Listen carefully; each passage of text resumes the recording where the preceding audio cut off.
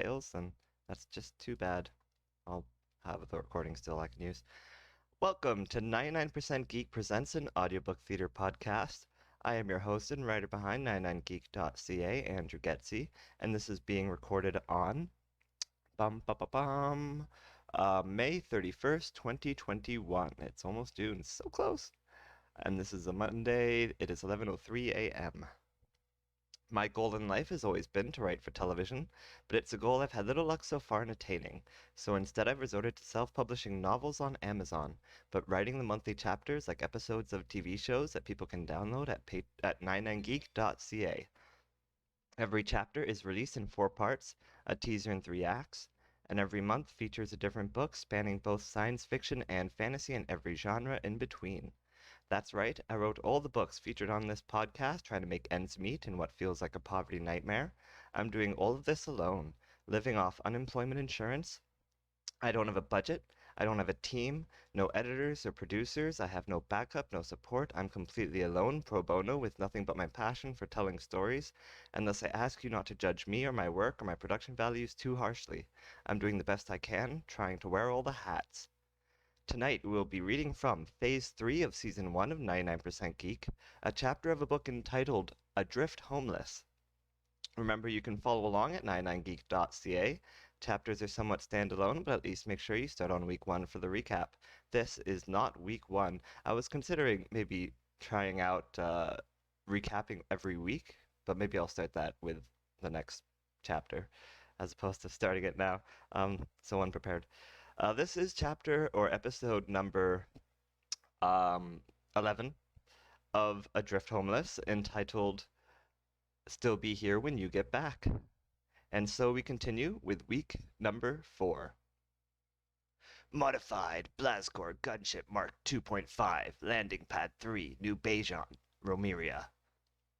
I did always like the smell of the air here, Tamika commented, breathing in deeply from where she sat on the edge of the landing ramp, her legs dangling off the side. I just couldn't get over the feeling like I was in some kind of art exhibit or weird collector's diorama, you know? She looked back at John aboard the gunship and sitting at one of the 2 weapon stations. His blue eyes were practically glued to the screen, squinting even. His face looked pale against the light, and he was deeply engaged in whatever he was reading. Though it wasn't obvious that he heard her, she didn't repeat herself, instead taking another deep breath and staring out at the desert beyond the glass of the dome. More cities might have to adapt like this, John said at last, almost a full minute later, if they can hope to survive till we get back. She got up from the edge of the gunship and joined him at the station. Did you find what you were looking for? She asked him. Not what I was looking for, John told her, but this happened just under a couple years before what Lady Fansrick described. Tamika looked over his shoulder at an article he had pulled up from the network. A meteor impact? Tamika said in confusion. What does this have to do with the general? It hit in the desert, John explained, which wasn't so surprising since most of their planet was desert even back then. I'd actually heard of this event. It's not well known, but there were metal alloys found at the impact site that our scientists have never seen before. Had never seen before, I'm sorry. Those alloys were studied and then eventually recreated and used in the creation of the rebirth. That's interesting, Tamika admitted before adding, what does it have to do with the general? John scrolled down to a specific paragraph and read it out loud. We were able to interview the second eyewitness at the scene, who insists that someone else had arrived there first. A middle-aged man, naked and disoriented. There was no sign of this first eyewitness by the time authorities showed up. Tamika looked at him as her mind churned. That's it? She asked him, feeling like that was hardly anything to go on. That's, John said slowly. That's it. Tamika gave a laugh. What are you trying to say? She asked, trying to put the pieces together. He fell from the sky with a meteor? John didn't respond, throwing his hands up in surrender. Tamika couldn't help but think of the legends of the solar gods, how they were said to forge prophets, or angels within the heart of the sun. They would fire those prophets like rockets at Remeria to bring them explosions of change and enlightenment. Do you think he could have come from the sun? She asked John. Could he be a solar prophet? John gave her a look that sort of made her feel crazy. I don't know what to think, he admitted to her, but I'm not religious. And even if I were, I don't think one of those prophets would burn down an orphanage. That was a pretty good point. Tamika wasn't religious either, and even if she was, the Blazkor Old Testament was quite different from the religion of the Ten Sons. Not that she hadn't explored the stories of every religion when she was a kid, she just found them all wanting. John sighed. Maybe it wasn't a meteor at all, he suggested to Tamika. Maybe it was some kind of ship that crash-landed. Scene change. Bum bum ba ba dum. Scene change. Bum bum ba ba dum. Scene change. Bum bum ba ba dum ba dum. Bum ba dum bum ba dum. Landing Bay 1, the rebirth, edge of the Romerian system. Sometimes I really feel like a 12-year-old when I'm doing this. Makes me feel so young again. All right. General Gilbert to the bridge. David's voice came through over the PA system across the rebirth. I repeat, General Gilbert to the bridge now. Oh, you know what? I should do that with some cool special effects where I put my hand over my mouth. Okay, here we go. General Gilbert to the bridge. David's voice came through over the PA system across the rebirth. I repeat, General Gilbert to the bridge now. General Gilbert, senior crewman and newly appointed flight deck chief Doug Wick said as the general stepped off the elevator. They're calling for you, did you hear? He didn't have time for this. I already talked to them. The general dismissed the man's concern. Everything's fine. It's sort of like that time in Family Guy when Mr. Petersmith met the doctor and they were like, holy shit, we have the same voice. Everything's fine. Sorry. You sure? Doug said, the large-bellied mechanic adjusting his baggy overalls. They were just saying your name. It was a short conversation. Gilbert assured the senior crew member, Gilbert assured the senior crewman, hoping it would be enough. I need a ship. Senior crewman Wicks was more than a little taken aback. A ship? General? He asked, confused. What in the solar hills are you talking about? Doesn't have to be a fighter, Gilbert insisted. After all, he knew they still only had a squadron of those. What about one of our modified gunships? Or maybe the refitted G-18s we was using for supply runs. Let me try that line again. What about one of our modified gunships? Or maybe the refitted G-18s we was using for supply runs? Senior crewman Wicks, only recently promoted by Emma to run the flight deck after Nicole's unfortunate death, nodded his head. Sure. I could have one of the G-18s fueled up and ready to launch in less than a minute. But does the bridge know about this? General Gilbert pointed up at the ceiling. Why do you think they were calling for me? It's their idea. Senior crewman Wicks nodded again. I suppose that makes sense, he admitted, clasping his hands together. I'll get my people right on it. The flight deck chief stepped away from Gilbert and began yelling orders to his people. This was going to work. Romerians were so gullible. Scene change. Doot doot boo doo boo doo.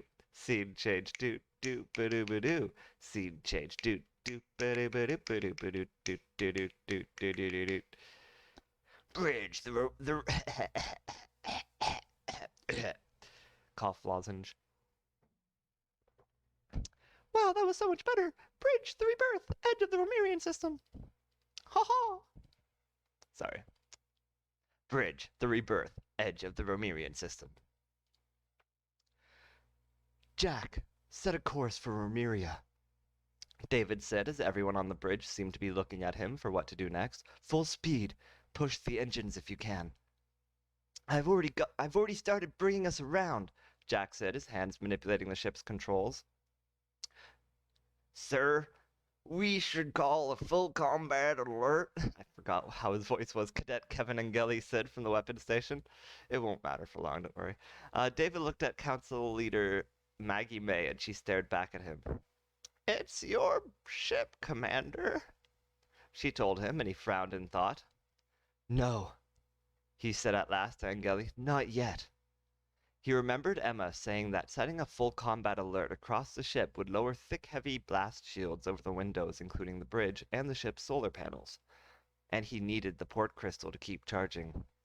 Let's get closer first. Chief Officer Blake, Maggie May called across the bridge. Contact Prime Central Control and make sure they are aware of everything we are. That was a good call. David should have thought of that first. Billy Blake pushed buttons in his communications terminal and tried to speak into his headset, but he grew increasingly frustrated. I ain't getting anything back, he told David and Maggie May. This is what we're dealing with, Chief Officer Cat Pross said, zooming into one of the three ships. It was jet black, making it almost impossible to spot in the darkness of space. It was long and flat, with pointed fins that slanted forward instead of back, almost like spikes. That's imposing, Billy muttered from his station. That's just scale again, Cat pointed out. Here's it is in relation to the rebirth.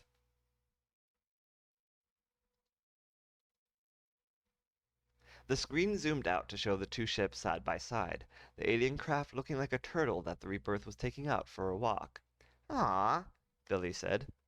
Well, now that looks kind of cute. David could tell that Maggie May was worried, biting her lip nervously. She noticed the commander watching her, and she gave him an anxious smile. I shouldn't have come, she told him quietly so the rest of the bridge couldn't hear. I should have stayed on the planet where I was needed. David grabbed her hand. I'm sure they have everything under control down there, he assured her. Scene change. Boop, boop, boo-doo-ba-doop. Scene change. Boop, boop, boo-doo-ba-doop. Scene change. Boop, boop, boo-doo-ba-doop, boo-doo-ba-doop, boop, boo-doo, boop, boo-doo-ba-doop. Control Center, Prime Central Stations, Himalaya City, Romeria. It was chaos. Everyone was yelling out all at once as Councillor Mombada stepped into the control center. We have 3 unidentified objects approaching orbit over the planet. I'm calculating immense speeds of over 1,000,000 kilometers a minute and dropping. I'm picking up alloys, traces of tungsten, chromium, and austenite. Lieutenant Stiles, the commanding officer on duty, sidled up to Councillor Mombada. Those are our ships, he told the councillor, the ambassador from Corta Ungale. Those are ships. Not our ships. Those are ships, he told the counselor, the ambassador from Corta Ungale, now the highest ranking person in that control room. No doubt about it. And they aren't ours. I can see that, Lieutenant, Mombada said dismissively, studying the large screens over his head. The 3 ships were so black as to be nearly impossible to make out. Long and bulky, they also had concerning-looking sharp spikes jutting out at odd angles like fins, but facing forward. The 2 on either side were smaller and flatter than the one in the middle, which was more rounded like a cigar, and had some sort of round emitter or dish on the front. Have we tried to contact them? There's been no response yet, came a voice from the communication section of the room, on any frequency.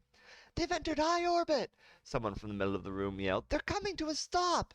Only 2 of them are, someone else yelled out beside the last person. The middle ship appears to be continuing its approach. What's its heading? Mombada asked. The same voice spoke again. It looks like somewhere along the equator line, was the best they could do to give him an answer. What were these things up to? Contact the rebirth, Councillor Mombada ordered. Apprise them of our situation. I can't bring them up, sir, someone muttered from the left side of the room. I think we're being jammed. The lieutenant beside the councillor gasped. We're completely alone, Uh, Scene change, but first water break. And nose break. Alright. Scene change. Bum bum ba da ba dum. Scene change. Bum bum ba da ba dum. Scene change. Bum bum ba da ba da ba ba bum bum bum ba dum bum ba da da dum. Modified Blazkor gunship Mark 2.5, landing pad 3, New Bejan, Romeria. I'm at a dead end, John said, looking away from the screen to catch Tamika's eye. There was no point in trying to find the eyewitness in the article. Even if I looked up this person they interviewed, he'd surely be dead by... John didn't finish his sentence. By now? Tamika tried to finish for him, but he didn't respond as his eyes fixated on something behind her, his face twisting in confusion. She turned around. The landing ramp was still down, and through it she could see a shadow creeping over both their gunship and the landing pad. A sandstorm? She suggested, stepping onto the ramp and looking around. The shadow was falling over the whole city, covering it in a night-like darkness. She was pretty sure sundown wasn't for hours yet, but outside the dome the desert was clear, the shadow spreading across it until it too was shrouded in darkness. No matter where Tamika looked, she couldn't see what was casting the shadow. Turning back into the gunship, she could see John at the cockpit trying to get a look at whatever it was out the front windshield. Looking up, he seemed to see something, and he began straining to see it better, going so far as pressing his face against the glass. What is it? Tamika asked, taking a step into the gunship to look out the cockpit with him, only to change her mind and exit down the ramp instead. Stepping off onto the platform, she could see people around the city coming out of their homes and apartments to look up into the sky with horror. Turning away from them as she came out from under the gunship, she looked up into the sky and finally saw it for herself. It was a massive black spaceship, like no design she had ever seen before, hovering in the horizon, blocking out most of the sun. Long and round, it had formidable black spikes jutting from its body, with large engines at the top that were just turning off as it seemed to settle over the desert, less than maybe 20 kilometers from the city. Large blue thrusters shot down from the bottom of the ship to maintain its height over the desert sands, and the rumble of those thrusters could be felt in the platform beneath her as if it was an earthquake. Tamika looked back to their modified gunship where John had come to the entrance to look out with her. Did you see that thing? Tamika asked him as she followed him back into the gunship. He took the pilot's seat while she hit the button to raise the landing ramp. That's okay, you can drive, she muttered sarcastically as he began powering up the engines. She settled into the co-pilot seat as he reached over to her side and activated the comms. Himalaya City, this is Colonel John Adams. Do you copy? Scene change. Bum bum ba da ba dum. Scene change. Bum bum ba da ba dum ba dum ba dum bum ba dum bum ba da ba dum. Control Center, Prime Central Station, Himalaya City, Romeria. Colonel! Senior Officer Dorsey said in surprise at hearing the colonel's voice on the frequency he was monitoring. We read you! He signaled his superior officer. Lieutenant, I have Colonel Adams out of New Bejan. Both Lieutenant Stiles and Councillor Mombada crossed the control room to his station, the councillor picking up his long flowing robe so as to move faster. I thought you said we were being jabbed, Mombada said, confused. Dorsey could only shrug. Maybe their communications were just being blocked from leaving the atmosphere? Sir! Someone across the room yelled. From New Bejan, Colonel Adams should have visual on U01. The main screen of the control center showed them a top-down view of where the large unidentified ship was settling over the equator in relation to the location of New Bejan. The view tilted in 3D and simulated John's possible view from the city to the ship far before the horizon line. U01? Mombada repeated, clearly unable to keep up with what all their abbreviations meant. Unidentified Object 1, sir, Lieutenant Stiles explained to him. A voice shouted out from the entrance to the room. That's my city! As Councillor Jameson stormed in looking unusually shoddy, like he had quickly thrown on his usually tightly fitted suit. That is my city, right? For the ambassador of New Bejan, Senior Officer Dorsey really thought the councillor should have been more certain. Someone in the room managed to intercept the counselor and began apprising him of the situation before he could interrupt things further. Put the colonel on the main speaker, Mombada ordered, ignoring the counselor's interruption, and Dorsey pushed the appropriate button. Counselor Mombada looked up at the ceiling as he spoke. John, are you there? Can you see the ship? Oh, yeah. I'm sorry. Oh, yeah. Colonel Adams' voice came through the speakers. I put my hand over my mouth again. I can see it all right. It's sort of hard to miss. There was a pause. And breathing. What is this thing? Before Mombada could answer him, Dorsey noticed activity at his station. I'm picking up something, he informed the counselor and his lieutenant, coming in on every channel. Someone across the room yelled out, It's overwhelming our bandwidth, too! Hijacking every network! Suddenly the lights in the room flickered and every screen in the control center went out. It was as if Dorsey's entire terminal just went dead. And then the screen flickered back on. Every screen flickered on, but there was just black on all of them. Black with just a little blinking cursor in the top left corner. Scene change. Bum bum ba ba dum. Scene change. Bum bum ba ba ba ba bum ba bum ba dum.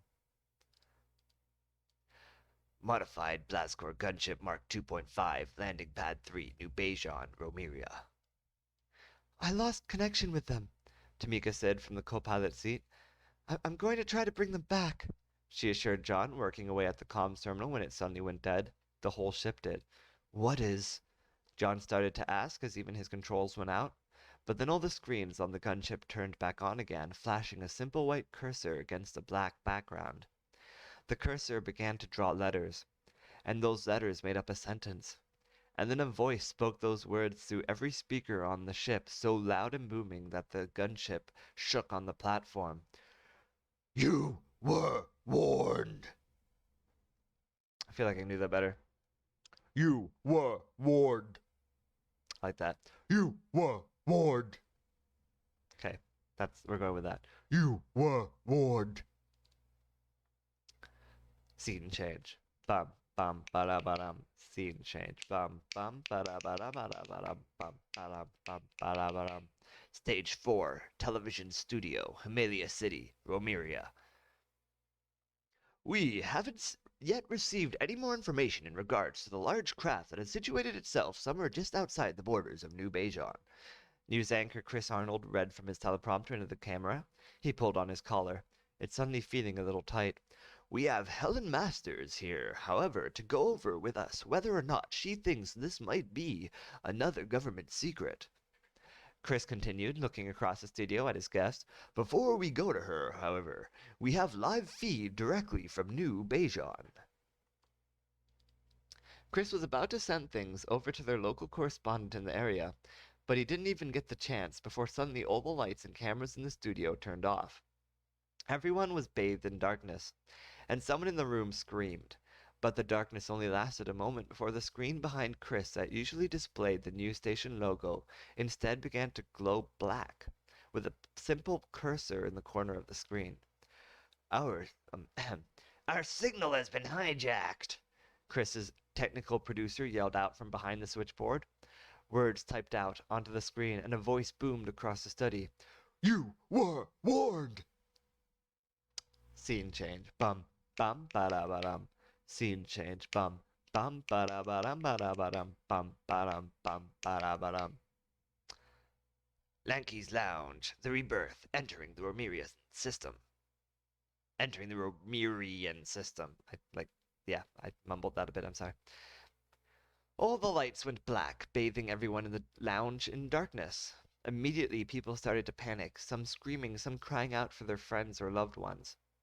I don't understand, one voice near Alec said to their friend. Why have we turned around? Alec felt a chime from the wrist device on his arm, and he looked down at his computer. He was being hacked. Oh, I don't think so, he muttered to no one in particular, typing away at the on-screen keyboard. Nobody's getting through my firewalls. Scene change. Bum, bum, ba-da-ba-dum. Scene change. Bum, bum, ba-da-ba-dum, ba-da-ba-dum. Bridge, the Rebirth, entering the Romerian system. Something is breaching our mainframe, Kat uttered out suddenly, distress in her voice. I see it, Billy said from the other side of the bridge. It's already spread throughout the entire ship. I'm trying to enact firewalls, but it's bursting through them faster than I can enact new ones. David watched the comms chief glance across at Kat's station. I could really use some help. It's too late for that, Kat yelled out frantically as she was completely consumed in what she was doing. I'm going to isolate the bridge from the rest of the network and purge it with the clone image I have from an hour ago. Her fingers were flying across her keyboard. I'm sending you the clone image now. I got it, Billy said from his side of the bridge, initiating the purge. Well, this is all very dramatic, Maggie May muttered beside David. It was clear that, like him, she had no idea what was going on. But David trusted Kat, that if she said it was serious, it was serious. We did it, Kat said from her side. Their attempt to take over our systems have failed. I'm picking up a transmission hit in the code. I'm playing it now. The main screen went black, with just a cursor in the top left corner. Is this it? David asked, admittedly underwhelmed. Yes, sir, Kat confirmed, but I don't think it's done. Words typed themselves out in the screen, and a voice boomed over the bridge speakers, making everyone but Kat jump in their seat. You were warned! And I thought our people were being dramatic, Maggie May muttered, though this time David could hear a nervous crack in her tone. David frowned. Warned what? He asked out loud. Warned how? Warned when? Warned who? Warned why? Billy said from his station, and everyone else on the bridge went quiet. Well, they speak our language, Kat pointed out. Billy shook his head. They could have just studied in our database. No, Kat insisted. The hack was all download. There was zero upload. They weren't interested in anything we had, only in sending this message. A pin could have dropped on the bridge, and everyone would have heard it, which made it all the more startling when the booming voice through the speakers spoke another word. Just the one. Die! Again, I feel like a 12-year-old. Everyone on the bridge jumped once again, this time Kat included, and David's heart literally skipped multiple beats as he grabbed at his chest instinctively. Cadet Angeli flailed and fell out of his chair onto the floor. The screen flickered back to a view of space and their distant but approaching planet. Billy, holding onto both sides of his station, gasped for breath and looked around the bridge in shock as he said, "Well, I just shit my pants." Scene change. Boop, boop, ba-doop. Scene change. Boop, boop, ba-doop. Control Center, Prime Central Station, Himalaya City, Romeria. You were warned! The booming voice spoke out across Control Center as the words also wrote out onto every screen in the room. Our systems have been hijacked! A voice yelled in the darkness. Councilor Mombada stepped forward in the darkness, staring up at the large main screen of the control center, his heart beating in his chest. This was his moment. What is it that you want from us? He yelled out into the darkness. A counselor! Senior Officer Dorsey said from Mombada's right. They're not receiving. It's a one-way transmission. Oh, Mombada said, deflated. As he began to turn away from the screen, however, another word wrote itself out, and then the booming voice came back. Die! The voice was unsettling as well as surprising, and more than one person screamed out. Concerned murmuring spread throughout the room as the system slowly began to flicker back to life and the lights came back on. Hear me or not, Mombada said to Senior Officer Dorsey. It appears they've given us an answer to my question. He looked at the lieutenant beside him. What sort of defense options are we looking at here? Lieutenant Stiles shrugged. I could launch a squadron of AG-18 bombers, he tried to suggest. No, Mombada cut him off. What of our nuclear arsenal? The lieutenant paled. We've never detonated a nuclear weapon before. It was deemed too dangerous, Mombata finished the man's thought. He was just as aware of Romerian history as everyone else in that room. But we still have a prototype, do we not? It's said that Himelia City has two. The lieutenant swallowed. Three now, actually, he admitted to the counselor. The third is even stronger than the first two combined. They're all in deep storage. Not anymore, Lieutenant, Mombata said, giving the lieutenant a meaningful look. Styles nodded at the counselor. I'll make a call, sir. You can't be serious, Counselor Jameson yelled at Mombata. That's my city. He sounded more sure this time. Scene change. Bum bum ba da ba dum. Scene change. Bum bum ba da ba da ba da ba dum. Modified Blazgor gunship Mark 2.5, landing pad 3, New Bejan, Romeria. Die! The voice spoke through the gunship speakers before everything went silent and the systems began to flicker back online. That didn't sound friendly, Tamika said as John began powering up the engines again, and I took a drink of water. And did a nosy thing again. They're so phlegmy. Alright. And then Tamika continued after saying, That didn't sound friendly. What do you think they meant by that? Tamika noticed John frown. The engine, needing to finish a cooling cycle before it could warm up, was obviously going too slow for his liking. I think we can rule out they came here looking for a hug, he said, leaning back in frustration, looking out the windshield at the hovering spacecraft. As they both watched, a glow began to emanate from the round dish at the base of the ship, and then a beam of light, or was that energy, shot out from the bottom of the ship, like lightning, to impact into the ground with a crack and sustain itself. What in the solar hells? Tamika straightened in her seat. We have to get this bird in the air, John muttered, checking the engine status, pushing buttons on his keyboardy thing. That's not written, I'm just adding that. Scene change, boop, boop, ba-doop, ba-doop. Scene change, boop, boop, ba-doop, ba-doop, ba-doop, ba-doop. Stage 4, television studio, Himelia City, Romeria. And we're back. Let me try that again. And we're back with you, Chris Arnold said into the camera as his producer gave him the OK signal. I apologize for losing you there for a minute. Of course, these things can sometimes happen. We are getting breaking news live from the scene of New Bejan, where the seemingly alien we are... Can we start over from the top, my producer? Thank you. Okay. And we are back with you, Chris Arnold said into the camera as his producer gave him the OK signal. I apologize for losing you there for a minute. Of course, these things can sometimes happen. We are getting breaking news live from the scene of New Bejan, where the seemingly alien craft hovering outside the city has begun firing some kind of energy weapon into the ground. It seems almost as if the craft is boring through the sand. What it could be hoping to find in the desert there, though, is currently unknown.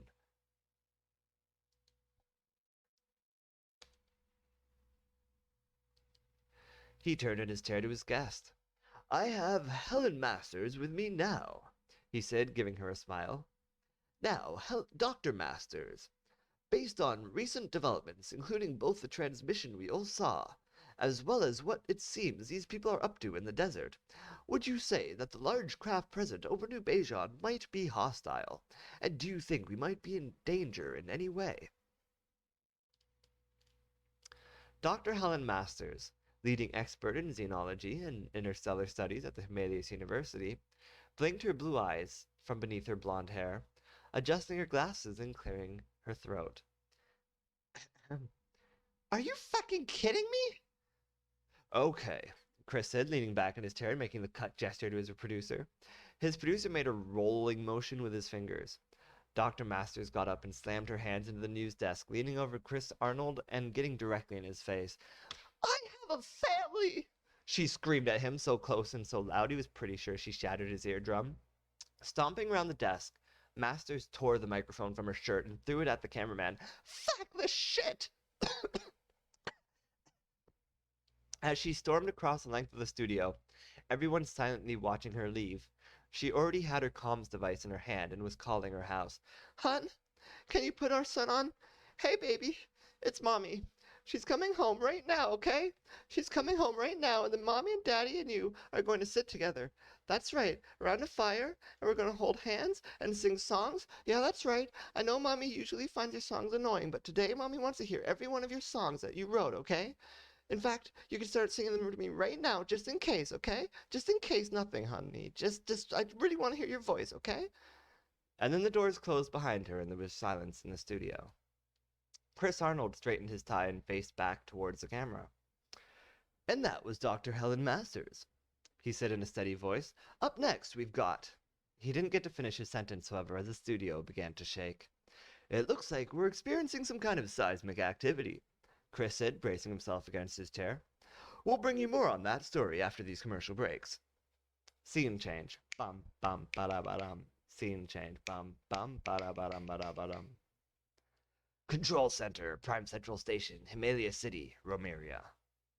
The control center shook violently as the people around Mombasa continued to try to work at their stations. We're picking up seismic disturbances, someone yelled, as well as renewed volcanic activity over much of the planet's surface.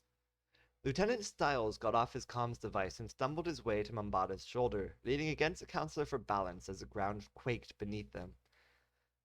The nukes are 5 minutes from launch, the lieutenant informed him, but they weren't designed to launch in these conditions. Mombasa looked up at the screen, where they were now tracking how deep the laser had drilled. 1,000 kilometers so far and counting, fast. God save us. Solar God save us, Counselor Mombasa muttered. Scene change. Bum, bum, ba-da-ba-dum. Scene change. Bum, bum, ba-da-ba-dum, ba-dum, bum, ba-dum, bum, ba-da-ba-dum. Modified Blastcore Gunship Mark 2.5. Modified Blastcore Gunship Mark 2.5. Landing Pad 3, New Bejan, Romeria. We have ignition, John said, lifting their gunship off the landing pad. Do we have a plan? Tamika asked, feeling like they really didn't. John shrugged. We're gonna go get a closer look at that thing, he told her. Tamika grimaced despite herself. That's a plan? Suddenly there was a loud boom, and an industrial warehouse, the same one they had gone into earlier, exploded. A tower of steaming... this isn't right. Too many commas, too many commas, too many commas! This sentence needs fixing.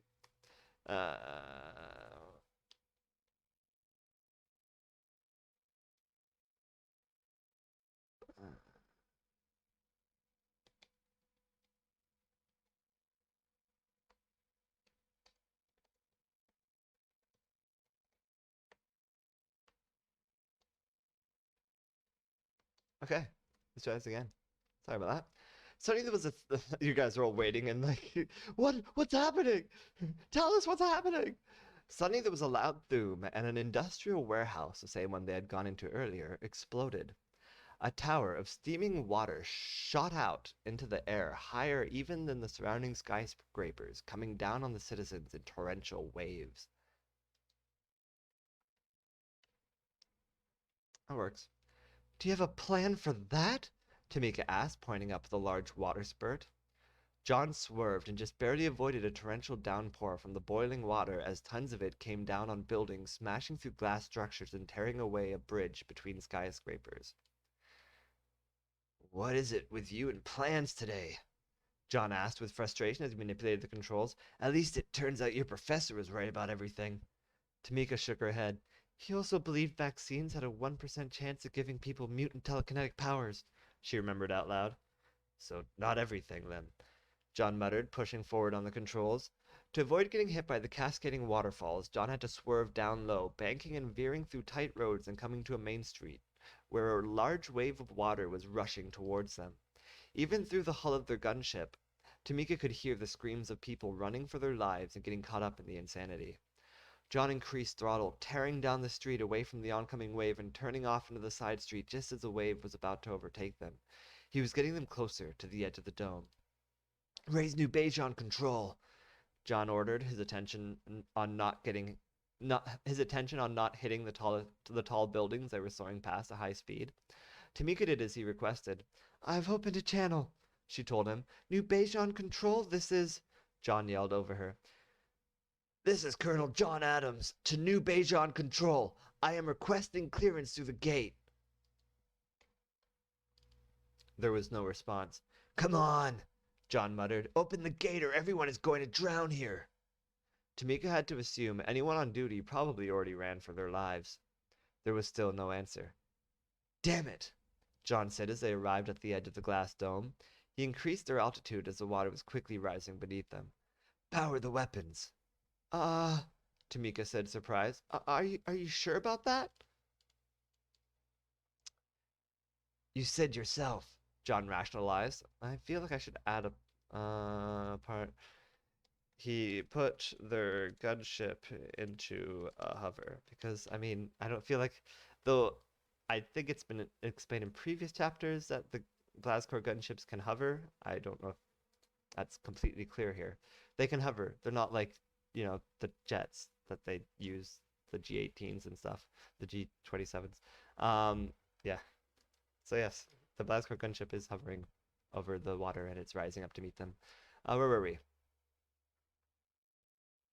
Tamika said, surprised. Are you sure about that? Powering the weapons. You said yourself, John rationalized. This whole dome is going to fill with water and everyone is going to drown. If we can create a place for the water to drain, then people in the taller buildings might have a chance. Tamika was already out of her co-pilot seat and moving into the back. Sitting down at the weapon station on her left, she powered the lower rail gun and aimed it at the dome. Target locked, she told the colonel. Fire! He yelled, looking back at her, like, now! Yes, sir, she said, pulling the trigger on her controls and firing her railgun into the glass of the dome. The shot glowed white as it streaked out, impacting against the glass with a flash and leaving a crack. Fire again! John yelled, and Tamika did as she was told.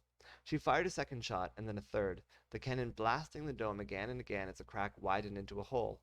The water level was already rising to the point of almost overtaking that hole. And me, I am about to drink some water, because it's a water break. Water break, do, water break. Water's delicious. Drink water. Now back to the show. Hold on, John said as he increased throttle to max and aimed for the hole with their gunship.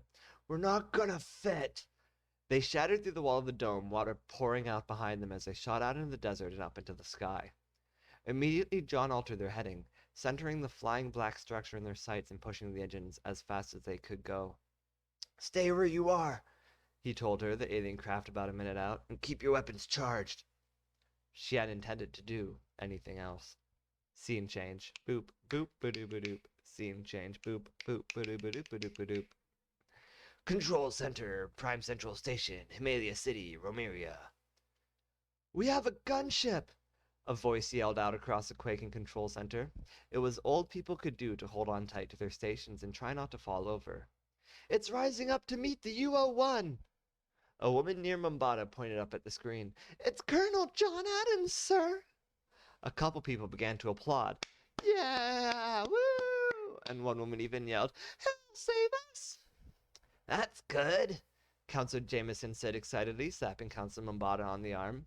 Another voice yelled out from across the center. Sir, the depth of the laser they're drilling just hit 2,000 kilometers. They're drilling with, if he's talking about the laser. The depth of the laser they're drilling with just hit 2,000 kilometers. That's bad, Jameson yelled with a frown. Counselor Mombada had to take a deep breath to contain himself.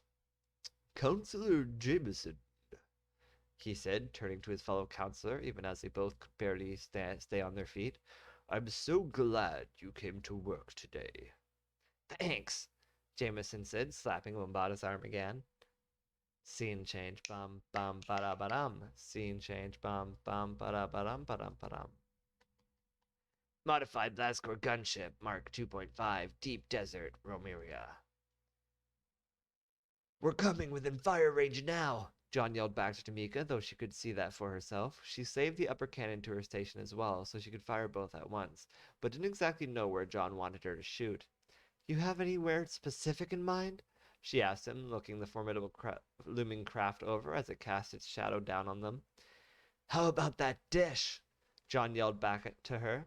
The one with the giant particle beam coming out of it? Tamika could have corrected him, assuring him that it wasn't in fact a particle beam. An electron beam would have been a closer analogy, but instead of saying anything at all, she targeted the center of the dish and fired both cannons. And fired again. And fired again. Her shots streaked across the sky, the first railgun shots getting within 500 feet of the dish when suddenly the glowing charged rail shots collided with some kind of invisible orb. The orb became visible around where her shots collided, creating seeming ripples that radiated along the length of the barely visible barrier.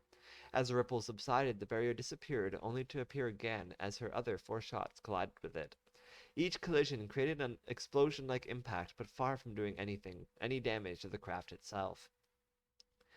They've got some kind of... Tamika didn't know how to describe it. Energy shield? Yeah, I can see that, John said, pulling up on the gunship and rising them over the beam to soar up along the side of the craft. Keep firing! She squeezed tight to her trigger, firing into the side of the craft again and again, each shot rippling against the invisible shield. John weaved around a jutting spike as he continued his ascent, and Tamika continued shooting. Beneath her, she could see them pass a large burning thruster, one of many keeping the alien craft in the air, but focusing her fire on it did nothing. Just more impacts against their shields. And then the engine was gone from her sights. She knew she had to keep trying, had to keep shooting at the ship and hope something went through, even if everything they were doing seemed futile to her. Control Center, Prime Central Station, Himalaya City, Romeria. He's rising through the atmosphere, someone yelled across the control room.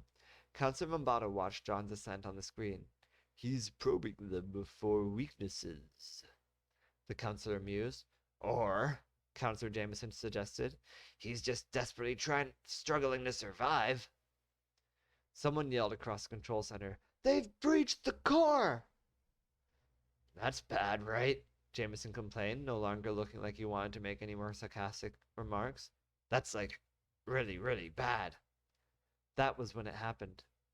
Up until then, the large ship had been firing a single steady beam, but before their eyes, the beam cut out, and the base of the ship began glowing before firing a large, glowing green orb like a bullet into the hole it had just dug. What was that? Mombata asked the panicking control room. Anyone want to give me something I can use? Even though the beam had stopped, the ground hadn't stopped rumbling. One of the scientists finally spoke. It was able to pick up an I was able to pick up an energy potential yield of over 100 megatons. That's more than all our nukes put together times 100, sir, Lieutenant Stiles said, and over half the people in the room, those Mombata assumed knew what that meant, got super pale. Some sat down. One man fainted. What happens when that reaches our core? Councilor Mombata asked. There was a rumble beneath their feet. Everyone looked around anxiously. I think we're about to find out, Senior Officer Dorsey said between heavy gasps for breath. I'm picking up a shock wave, a voice called out from somewhere else in the room. Seismograph readings are off the chart. It's rising through our mantle at rapid speed and should reach the surface planet in 18 seconds. Give me an open channel to the city, Mombata yelled across the still violently shaking control center. Behind him, lights collapsed from the ceiling to explode in sparks and glass on the floor. We have to tell the people to brace themselves. It's no use, Lieutenant Stiles said, apparently understanding what the main screen was saying better than Mombata could. I don't think you understand the strength of this shock wave. It will shatter bone, maybe even liquefy our organs at that level of pressure. Now Mombata was feeling dizzy. But what do we do? He asked anyone in the room. He almost fell over himself, the room spinning around him, but Counselor Jameson caught him before he hit the ground. Hey, Jameson said, grasping Mombata's hand tightly. I don't think there's anything we can't. Scene change. Scene change. Scene change.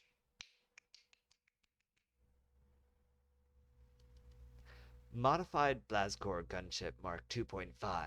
Deep Desert, Romeria. Zoom! They heard it as it happened. But more impressively, Tamika felt it as a shock wave rattled their gunship, and she could tell John was having a hard time keeping control. She swiveled her turrets around to point at the ground and watched on her screen as the sand beneath them exploded upward at them, plumes of molten lava spewing out from cracks that were forming in the planet's surface. Large chunks of the planet's crust broke free and were ejected up and at them. One large chunk of rock headed directly for them. Tamika tore herself from her seat in a scramble for the cockpit. "John, watch out behind us!" She yelled at him in warning, and she saw him push forward on the controls and slam a button on the dashboard. But it was too late. The rock collided with them, and Tamika was thrown off her feet, knocking her head on the ceiling, and then everything went black. Scene change. Bum, bum, ba-da-ba-dum. Scene change. Bum, bum, ba-da-ba-dum. Scene change. Bum, bum, ba-da-ba-dum, ba-dum, bum, ba-dum, bum, ba-da-ba-dum. Lanky's Lounge, the rebirth, entering the Romerian system. The lounge was chaotic with concern and panic as people around Alec hastily theorized with one another over what could be happening. Was there something going on back home? Why hadn't there been any update from the bridge? And then it happened, and the entire lounge went dead silent. At first the planet just seemed to grow slightly in size, and then continue to grow still. And then red cracks began to show on the surface.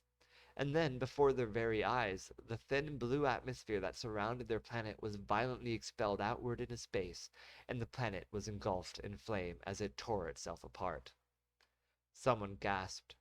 Multiple people started to cry. No one in that lounge knew exactly what was going on, but they all knew one thing for certain. Nothing was ever going to be the same again. Next time on Adrift Homeless at 99geek.ca in August 2021. For chapter number 12. Their planet destroyed, their people murdered before their very eyes in a devastating genocide. What else is there to do? The rebirth is going to war. And that's going to be in August 2021. But next month, which is in one day, on royalty at 99geek.ca in June 2021, for the second chapter of royalty, Lynn and Ali set off on an adventure to try and save Uncle Goldak from his petrification. Meanwhile, Durman addresses the village leaders and tries to convince them of the coming threat of the royals, a threat they seem reluctant to take seriously. And Marius continues to grapple with having to follow orders he doesn't morally want to follow. And that's coming next week on royalty, but you can get a sneak peek of that right now. It's already the first week of that is already up on my site at 99geek.ca, which, let's take you. I'm having issues here. Let's take you and move you over here. Nope. We're going to do this. It's going to be great. See, it was great. That was great. All right. So, yeah. So, I hope you enjoyed this chapter of Adrift Homeless. I'm sorry that my reading of it sometimes borders on adolescent. But you could always just read it for yourself at 99geek.ca and not have to deal with my weird voices and over dramatizations. Anyway, let me just get to the part where I read the end before I put my foot in my mouth and ruin a good moment. My name is Andrew Geczy, and my brand is 99% Geek, found at 99geek.ca. I'm a writer writing monthly chapters of novels like episodes of TV shows, releasing them in 4 weekly segments, a teaser and 3 acts on Mondays on my Patreon page. Every month it's a different book over a range of genres, and they sometimes even cross over and connect. At the end of the month, the finished chapter is added to the PDFs attached at the bottom of every post. Finding the finished books are self-published on Amazon. This is a dark fantasy story about a post-apocalyptic world where powerful royals rule and enslave the remaining people struggling to survive on the last remaining landmass. There's also a sci-fi story about a people on a dying world who have built a ship to a new one, but their project is almost brought down by a terrorist organization within their own ranks. Finally, there's a crossover story where characters from my other books are brought into the distant future, where the princess of a far advanced civilization, one that lives in a solar system-sized megastructure around a Dyson Sphere, needs help defeating her twisted, power-hungry brother, and all these stories, um, period. And all these stories will be outside the paywall for all to enjoy, as new episodes release weekly, and the finished chapters will be attached to the bottom of every post on the site in convenient PDF format, readable on computers, tablets, ebook readers, phones at the end of the month. But that's not all my stories. There's also urban fantasy tales about a teenage girl turned into a vampire against her will, or a scorned lover investigating paranormal phenomena, or a journalist covering news and politics in the Middle East. And there's a fantasy story about a fallen angel trying to stop the end of the world. All these stories are published and available on Amazon and are also safe and sound behind the paywall in PDF format attached to an archive at the top of my Patreon page. Only viewable by subscribers, my entire library of work, thousands of pages worth, is easily accessible to every subscriber at any level. There's even a Geekly Weekly blog, which covers all the news you may have missed over the week, as well as ranks a week's worth of television and makes predictions on what new pop culture things might be in the public consciousness for the next week. It releases every Saturday at noonish. Finally, I do video game streams, both multiplayer matchmaking as well as single-player playthrough campaigns. You can see me play games like Final Fantasy, Call of Duty, Hitman, and more. Watch them as they happen at twitch.tv/wingcommander4, or wait until I release the recorded videos on days when I have nothing else to release. And you can see it all in one place, so stay tuned and maybe subscribe. It's only $1, and the support you show will go a very long way, I promise. That place, by the way, in case it wasn't clear, 99geek.ca, and that's 99, not spelled out 99, just 9, just the numbers 99, and then geek.ca. I know that's weird for people to put numbers in a URL. I'm sorry. I'm a horrible person. So stay tuned and maybe subscribe. It's only $1, and the support you show will go a very long way, I promise. There are also higher tiers. Give $5 one month, and you can name a character or location or suggest a thing you might want to see. Basically, you get to give a noun, and then I promise to incorporate that noun into one of my stories somehow. Maybe not the same month you give a suggestion, but within 3 months guaranteed. No matter how crazy, you can't sabotage me, I promise. Think of it like a fun improv game, and you can keep giving nouns for every month. Excuse me. I kind of burped in my throat. And you can keep giving nouns for every month you pay at the $5 tier. Or if you give $10, you don't get 2 nouns, but you can give a description to go with your noun. Describe the personality of your character, or the look of your location, or the importance of your item. For $10, you get a noun and a description. You can also give $1 towards supporting my efforts at video game streaming, or my weekly blog if that's more where your interests lie. And all subscribers at every tier will get early access to my writing, unedited, but released a week early if you finish the current week and feel excited to find out what happens next. I'm as poor as it gets, living paycheck to paycheck and sometimes starving, so I understand if you are too. I don't want to take food out of your mouth so your attention is enough. Say something, comment here at the very least, follow me on Twitter at Andrew Geczy, or Instagram at wingcommander4. Remember to leave a review if you read one of my books, or remember to leave a review if you read any of my books. If you read one of my books, for any reviews on Amazon/Goodreads or subscriptions here or comments on social media will just encourage more people to check out my work and allow me to grow. I can't do it without your efforts. That's 3 different ways you can help. Write reviews on any site that lets you, subscribe here for as low as $1, or at the very least use your voice to let me and the world know you like what you read here. And also, I want to point out, if you're listening to this audiobook, that counts, right? So if you've listened to if you've listened to the first 2 acts of Adrift Homeless and you've been keeping up this whole time, then you can totally go to Goodreads and write a review for Adrift Homeless. You have done the effort, you put in the time, you qualify, you are qualified to write a review on Goodreads or something like that, or Amazon or something like that of the book, because I feel like, that counts. I feel like anyone would agree that that counts enough to be able to review it. So you should do that, and it would help me so much. Like, it would honestly, it would be everything. If people just started doing that and leaving these reviews and stuff, then like the way the internet works is that, it's all search engine whatever optimizing thingamabobber. It's all search engine bullshit, and it's all numbers and shit. So the more numbers I get, the more numbers I will get. Like the more people will show up because other people showed up, and they'll see the reviews and they'll just watch it and they'll review too, and it'll start an exponential growth. It all begins with just a couple people being like, hey, I want to show my support, and it'll exponentially grow from there. That's what it takes. We can do this. We have the power, but it's not just me, it's us. We got to do it together. We are the 99% geek. Remember that. It's not me. I'm not the 99% geek. We are the 99% geek, and that's because we got to do it together. We can't make it on our own. Live long and prosper. May the force be with you. Long live Marceline the Vampire Queen. Remember that Kong bows to no one, but Godzilla is the king of all monsters. We are the 99% geek.